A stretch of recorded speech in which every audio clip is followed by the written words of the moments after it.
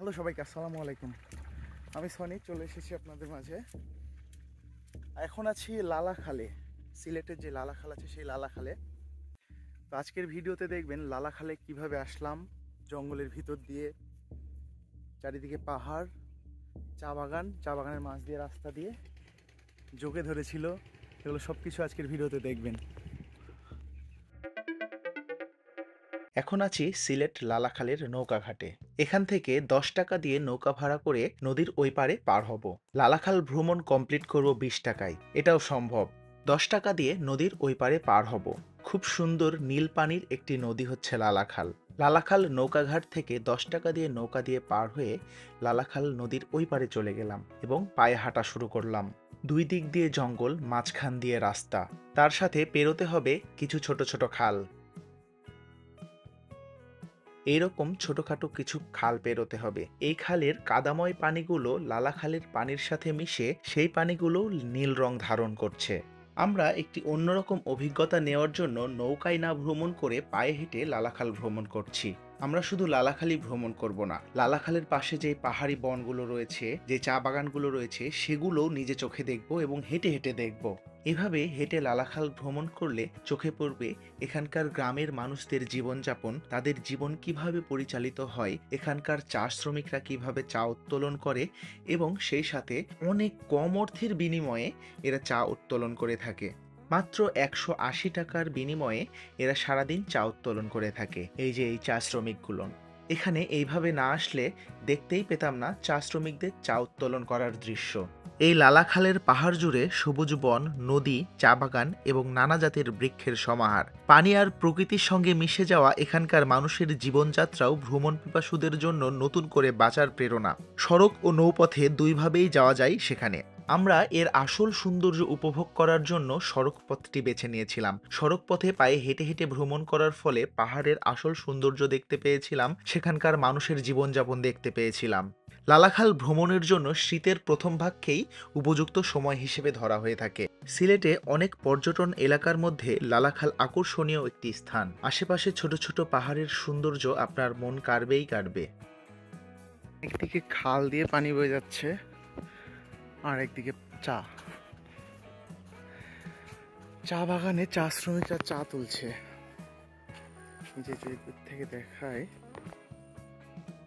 চা শ্রমিকরা চা বাগানে চা তুলছে।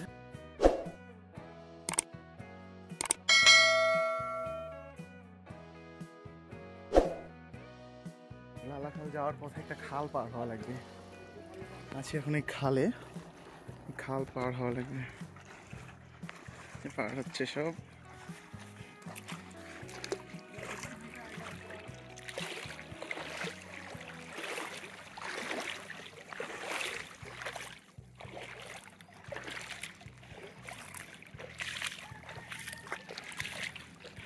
একদিকে খাল আর একদিকে চা বাগান। চা বাগানে চা শ্রমিকরা চা তুলছে। দুই দিকে চা বাগান, মাঝখান দিয়ে একটি রাস্তা। দুই দিকের পাহাড়ে চা বাগান উঠে গেছে এবং সেই চা বাগানে শ্রমিকরা চা তুলছে এবং সেখানকার স্থানীয় কিছু মানুষদের দেখা, তাদের জীবনযাপন চলাফেরা সেগুলো দেখা এবং মেয়ে মানুষদের যে একটা কষ্ট, তার অনেক কষ্ট করে। সেখানকার মহিলারা অনেক বড় বড় বস্তায় চা নিয়ে পাহাড়ে উঠে যাচ্ছে। অনেকের কোলে আবার ছোট বাচ্চাও রয়েছে।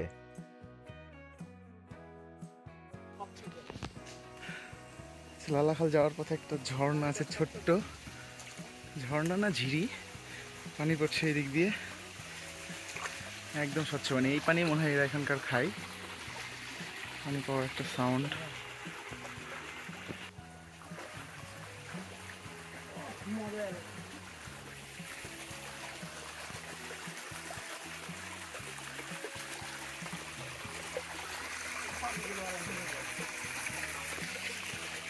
যাওয়ার পথে একটা ছোট্ট ঝর্ণা, মানে ঝিরিপথ যেটাকে বলে, সেটার উপরে উঠেছি। একদম সুন্দরবন, মানে প্রচুর বন জঙ্গল, দুই সাইডে পাহাড়, মাঝখান দিয়ে এটা পড়ছে।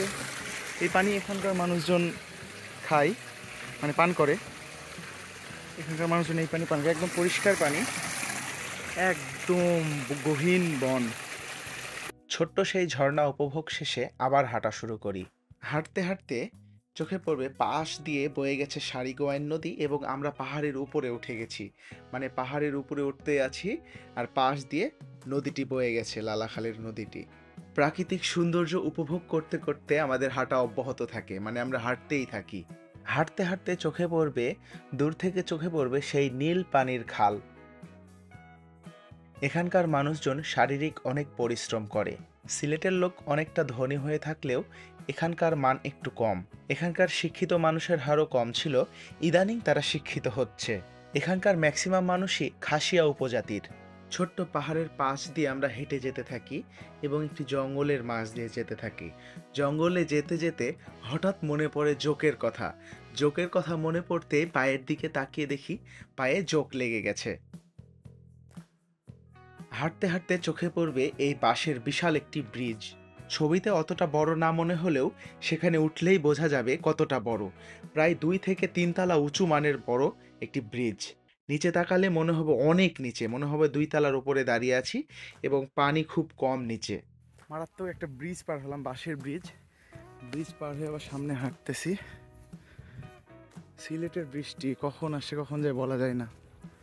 এখনই বৃষ্টি, এখন হঠাৎ বৃষ্টি শুরু হয়ে গেছে।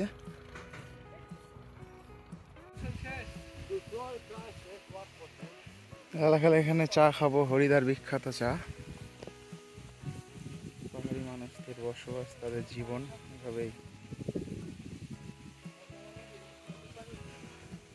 সিলেটের বৃষ্টির কোনো টাইম ট্রাভেল নাই। মেয়েদের মনের মতো সিলেটের বৃষ্টির অবস্থা, কখন পাল্টাই বলা যায় না। প্রচুর বৃষ্টি হচ্ছে, যে পাহাড় থেকে বৃষ্টি নেমে আসছে। এদিক দিয়ে আপনার চাটা হোক আর আমি গোসলটা সেরে আসি, হবে? হ্যাঁ হ্যাঁ হবে। লালাখাল 0 পয়েন্টে এসে হরিদার বিখ্যাত সেই চা খাবো। হরিদার গোসল সেরে আস্তে আস্তে আমরা একটু লালাখালের সৌন্দর্যটি উপভোগ করে নিলাম। কোথাও শুনলেন? এর আগে আইসি না, আপনি নিচে ছিলেন, ওই যে নিচে থাকতেন, আমি তো উপরে উঠছি।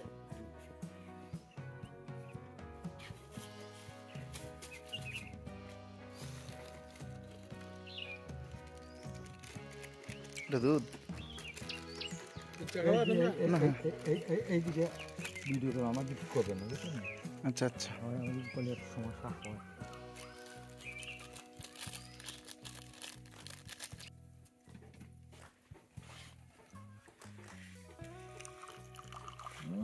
সেই সাত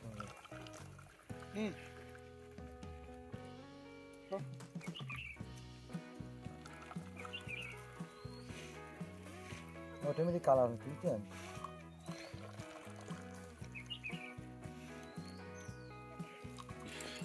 চিনি লাগলে বলবেন। আচ্ছা আচ্ছা, ঠিক আছে।